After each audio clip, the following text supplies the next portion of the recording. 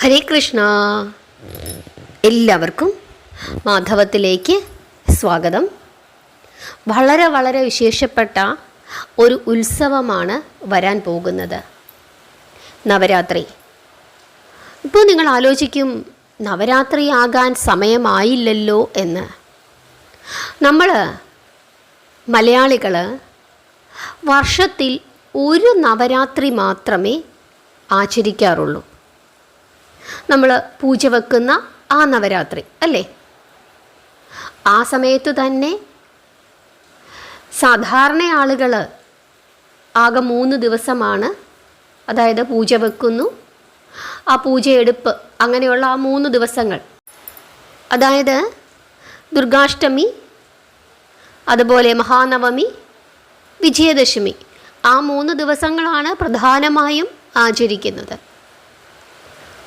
പക്ഷേ ഈ 9 ദിവസവും ഭഗവതിയെ ഉപാസിക്കണം എന്നാണ് പറയുന്നത്. എങ്കിൽ മാത്രമേ ആ വ്രത അനുഷ്ഠാനത്തിന് പൂർണ്ണമായ ഫലം ലഭിക്കുകയുള്ളൂ. നമ്മൾ ആകെ ഈ ഒരു നവരാത്രി മാത്രമാണ് നമ്മൾ ആഘോഷിക്കാറുള്ളത്. പക്ഷേ അങ്ങനെയല്ല. ഒരു വർഷത്തിൽ 4 നവരാത്രികൾ ഭാരതത്തിൽ പ്രചാരത്തിലുണ്ട്. ഉത്തരേന്ത്യയിലൊക്കെ ഈ 4 നവരാത്രികളും അവർ ആഘോഷിക്കാറുണ്ട്. ചൈത്രമാസത്തിൽ, അതുപോലെ നമ്മൾ ആഘോഷിക്കുന്ന ആ ദസറയുമായി ബന്ധപ്പെട്ട നവരാത്രി, അതുപോലെ മാഘമാസത്തിൽ, ആഷാഢമാസത്തിൽ, അങ്ങനെ 4 നവരാത്രികൾ ആഘോഷിക്കാറുണ്ട്. ഇപ്പോൾ വരുന്ന ഈ ആഷാഢമാസത്തിലെ ഗുപ്ത നവരാത്രി അത് വളരെ വിശേഷമാണ്. ആ നവരാത്രി തുടങ്ങുന്നത് 2025 ജൂൺ മാസം 26-ാം തീയതി മുതൽ 2025 ജൂലൈ മാസം 4-ാം തീയതി വരെയാണ്. വളരെ ശ്രേഷ്ഠമായ നവരാത്രിയാണ്, ഗുപ്ത നവരാത്രിയാണ്. അതായത് ഈ ഗുപ്ത നവരാത്രി എന്ന് പറഞ്ഞു കഴിഞ്ഞാൽ രഹസ്യമായി ആചരിക്കുന്ന നവരാത്രി എന്നാണ് അർത്ഥം. അതായത് നമ്മളിങ്ങനെ പറഞ്ഞുകൊണ്ട് നടക്കില്ല, ഞാൻ നവരാത്രി ആചരിക്കുന്നുണ്ട്, വ്രതം ആചരിക്കുന്നുണ്ട്, ഞാൻ ഇന്ന പൂജകളൊക്കെ ചെയ്യുന്നുണ്ട് എന്നൊന്നും നമ്മൾ ആരോടും പറഞ്ഞു നടക്കില്ല. ചില മാന്ത്രികർ ഈ ഗുപ്ത നവരാത്രി കാലഘട്ടങ്ങളിൽ അവർ പല താന്ത്രിക വിദ്യകളും മന്ത്രവിദ്യകളും ചെയ്യാറുണ്ട് എന്ന് പറയുന്നു. അതുകൊണ്ടാണ് രഹസ്യമായി ഇതുപോലുള്ള പൂജകൾ ചെയ്യുന്നത് കൊണ്ടാണ് ഈ നവരാത്രികൾക്ക് ഗുപ്ത നവരാത്രി എന്നൊരു പേര് കിട്ടിയത്. അതായത് രഹസ്യമായിട്ടുള്ള പൂജാകർമ്മങ്ങൾ, ചില മന്ത്രവാദികൾ, അതായത് ഇതുപോലെ ശാക്തേയ ശക്തികളെ പ്രാർത്ഥിക്കുന്ന, അവരെ ഉപാസിക്കുന്ന ആളുകൾ ചെയ്യാറുണ്ട് എന്നാണ് പറയുന്നത്. പക്ഷേ സാധാരണയായിട്ടുള്ള ജനങ്ങൾ ഈ നവരാത്രി കാലഘട്ടങ്ങളിൽ അവർ അവരുടെ വീടുകളിൽ ഈ 9 ദിവസവും വ്രതശുദ്ധിയോടു കൂടിയിരുന്ന് മഹാദേവിയെ പ്രാർത്ഥിക്കാറുണ്ട്. ഉത്തരേന്ത്യയിലൊക്കെ ഘടം സ്ഥാപിച്ച്, അതായത് ഘടം സ്ഥാപിക്കുക എന്നൊരു ചടങ്ങുണ്ട്. നമ്മൾ ക്ഷേത്രങ്ങളിൽ കലശം അത് കണ്ടിട്ടില്ലേ?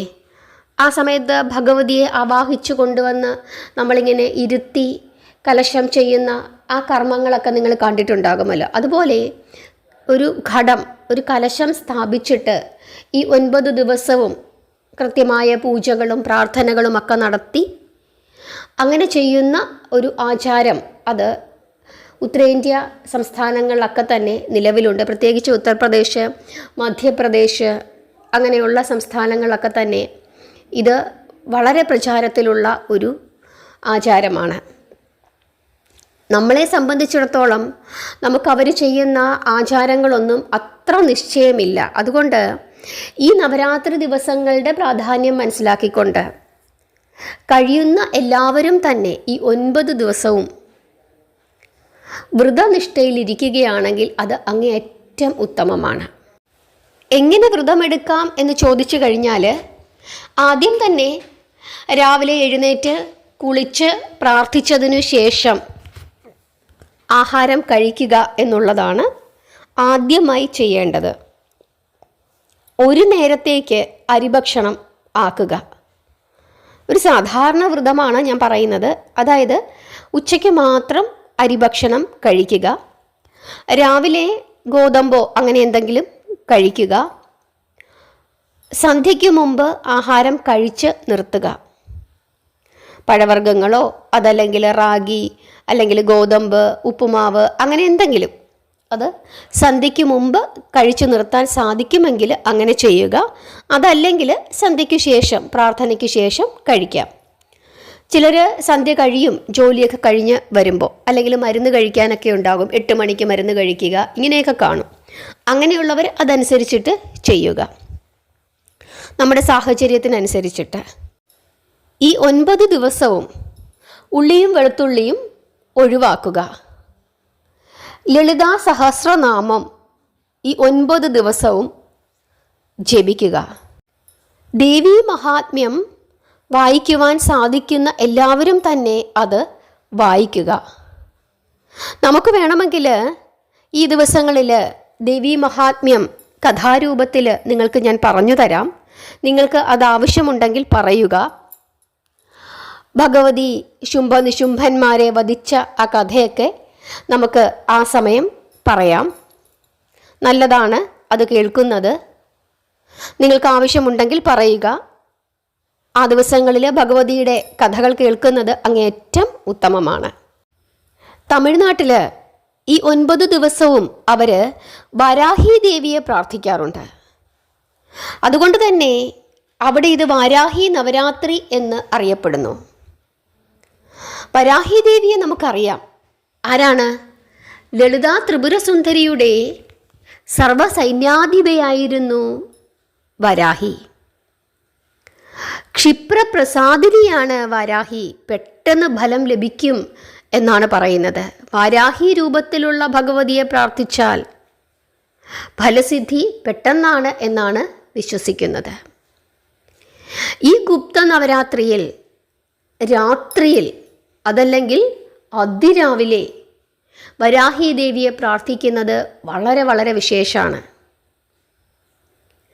സന്ധ്യയ്ക്കുള്ള സന്ധ്യാപ്രാർത്ഥനയ്ക്ക് ശേഷം രാത്രി ഒരു 8 മണിക്ക് ശേഷം വരാഹി ദേവിയെ പ്രാർത്ഥിക്കുന്നത് വളരെ ശ്രേയസ്കരമാണ്. അതായത് രാത്രിയുടെ ദേവതയാണ്. രാത്രി 8 മണി, 9 മണി, 10 മണി, 11 മണി, 12 മണി ഈ സമയങ്ങളിലൊക്കെ വരാഹി ദേവിയെ പ്രാർത്ഥിക്കാം. കാരണം രാത്രി ദേവതയാണ്. രാത്രി കാലങ്ങളിലുള്ള പ്രാർത്ഥന അതല്ലെങ്കിൽ അതിരാവിലെയുള്ള പ്രാർത്ഥന, അതായത് ഒരു 2:45, 3 മണി, ഒരു 3:30 മണി ആ സമയത്തൊക്കെ വാരാഹി രൂപത്തിൽ ഭഗവതിയെ പ്രാർത്ഥിക്കുന്നത് വളരെ വളരെ ശ്രേയസ്കരമാണ്.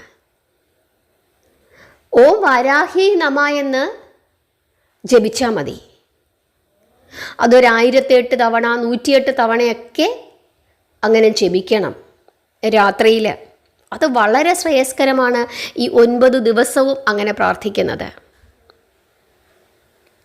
ഒരു വിളക്ക് തെളിയിച്ച് വാരാഹി ദേവിയുടെ ഫോട്ടോ ഉണ്ടെങ്കിൽ ആ ഫോട്ടോ വെച്ചിട്ട്, അതല്ലെങ്കിൽ വിളക്കിനെ അംബികയായി സങ്കല്പിച്ച് ഓം വാരാഹി നമ എന്ന് ജപിച്ചുകൊണ്ട് പ്രാർത്ഥിക്കാം. നീല ശംഖുപുഷ്പം, ആ ശംഖുപുഷ്പം ഭഗവതിക്കായി സമർപ്പിക്കുന്നത് വളരെ വളരെ ശ്രേയസ്കരമാണ്. ഫോട്ടോ ഇല്ലെങ്കിൽ വിളക്കിൻ്റെ ചുവട്ടിൽ അംബികയ്ക്കായി അത് സമർപ്പിച്ചാൽ മതി. അതുപോലെ മാതള നാരങ്ങ, അത് വളരെ വിശേഷമാണ് ഭഗവതിക്ക്. അതുപോലെ നമ്മുടെ മധുരക്കിഴങ്ങ്, അത് ഭഗവതിക്ക് വലിയ ഇഷ്ടമാണ്. ഇതൊക്കെ സമർപ്പിക്കാം. വാഴപ്പഴം, അത് ഭഗവതിക്ക് വളരെ ഇഷ്ടമാണ്. ഇങ്ങനെയുള്ള പ്രസാദങ്ങൾ സമർപ്പിച്ചുകൊണ്ട് രാത്രിയിൽ അല്ലെങ്കിൽ അതിരാവിലെ വാരാഹി രൂപത്തിൽ ഭഗവതിയെ പ്രാർത്ഥിക്കുന്നത് നമ്മുടെ ആഗ്രഹ സാഫല്യത്തിന് ഉത്തമമാണ് എന്ന് വിശ്വസിക്കുന്നു. മനുഷ്യരല്ലേ നമ്മളൊക്കെ, ലൗകിക ജീവികളല്ലേ, നമുക്ക് ആഗ്രഹങ്ങൾ ഉണ്ടാകും. അങ്ങനെ പ്രാർത്ഥിച്ചാൽ ഭഗവതി വളരെയേറെ സംപ്രീതയാകും എന്നാണ് വിശ്വസിക്കുന്നത്. അതുകൊണ്ട് ഡേറ്റ് നിങ്ങൾ ഓർത്തു വെച്ചുകൊള്ളുക. 2025 ജൂൺ മാസം 26 മുതൽ 2025 ജൂലൈ മാസം 4 വരെ നവരാത്രിയാണ്. ഗുപ്ത നവരാത്രിയാണ്. ആഷാഢമാസത്തിലെ നവരാത്രിയാണ്. ശാക്തേയ വിശ്വാസമനുസരിച്ച് മഹാദേവിയെ പ്രാർത്ഥിക്കുന്നതിനുള്ള ഏറ്റവും നല്ല സമയമാണ്.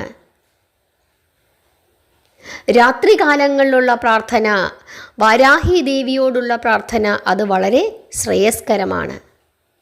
ജീവിതത്തിൽ വലിയ പ്രതിസന്ധി നേരിടുന്ന ആളുകൾ ഈ ദിവസങ്ങളിൽ ഭഗവതിയെ പ്രാർത്ഥിക്കുന്നത് വളരെ വളരെ ശ്രേയസ്കരമാണ്.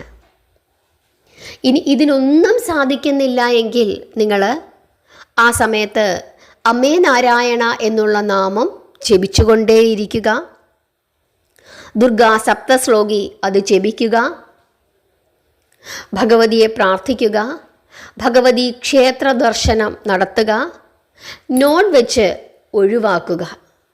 അങ്ങനെ ഇരുന്ന് പ്രാർത്ഥിച്ചാൽ, അങ്ങനെയെങ്കിലും പ്രാർത്ഥിച്ചാൽ തീർച്ചയായിട്ടും അതിൻ്റെ മാറ്റം ഉണ്ടാകും. നമ്മളെ കൊണ്ട് പറ്റുന്ന രീതിയിൽ വ്രതമെടുത്ത് പ്രാർത്ഥിച്ചു നോക്കിക്കൊള്ളുക. തീർച്ചയായിട്ടും അമ്മ മഹാമായ നിങ്ങളെ എല്ലാവരെയും അനുഗ്രഹിക്കും. ദേവീ മഹാത്മ്യം ആ സമയത്ത് കഥയായി കേൾക്കണമെന്ന് നിങ്ങൾക്ക് ആഗ്രഹമുണ്ടെങ്കിൽ നിങ്ങൾ തീർച്ചയായിട്ടും കമൻ്റ് ഇടണം. നിങ്ങൾക്ക് താല്പര്യമുണ്ടെങ്കിൽ ഞാനത് പറഞ്ഞു തരാം. നിങ്ങൾക്ക് മനസ്സിലായി എന്ന് വിശ്വസിക്കുന്നു. എല്ലാവരെയും ഭഗവാൻ അനുഗ്രഹിക്കട്ടെ. അമ്മ മഹാമായയുടെ അനുഗ്രഹം നിങ്ങൾക്കെല്ലാവർക്കും ഉണ്ടാകട്ടെ.